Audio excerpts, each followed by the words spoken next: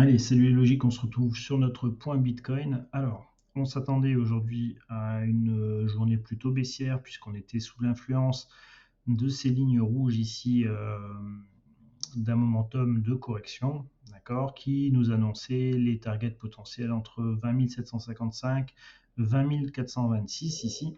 Donc on voit que le prix est revenu chercher les 20 426 en ce moment. Alors ce plan baissier peut durer encore jusqu'au à minimum le mardi 8 novembre, donc demain. Donc on va essayer de regarder ça un peu plus précisément en 4 heures. Donc ici on pourrait avoir une première fin de poussée vers le 8 novembre 17 heures au moins. Donc là-dessus, quoi dire?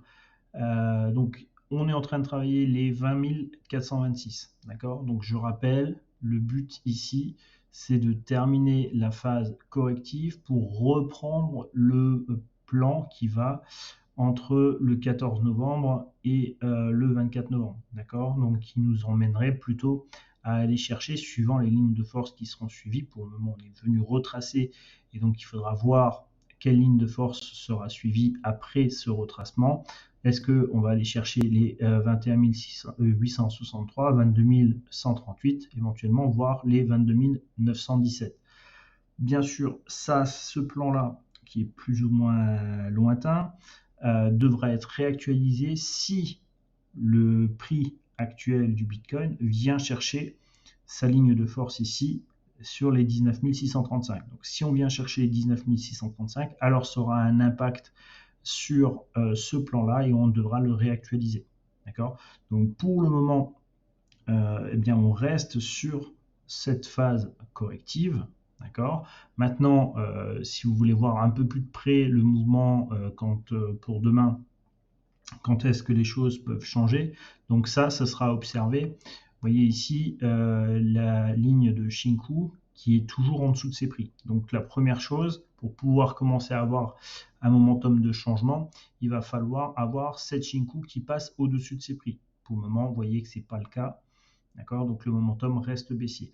Pareil, le Kumo qui est ici devra commencer à ralentir, s'affiner pour pouvoir se retourner à la hausse. C'est-à-dire que ces deux lignes-là vont venir se croiser. D'accord, ça aussi, c'est un signe qu'il faudra observer également pour comprendre le momentum potentiel de retournement. Donc pour le moment, ce n'est pas le cas, donc on prend son mal en patience. Ça veut dire que c'est toujours à l'heure actuelle, donc, quand je fais cette vidéo, c'est le momentum baissier qui reste de l'actualité. Donc on fait attention, on vient de travailler la zone des 24 000, des 20 426. La ligne de force ici, qui est pour le moment suivie avec une première touchette, une deuxième touchette ici, eh bien, peut nous projeter à 19 635.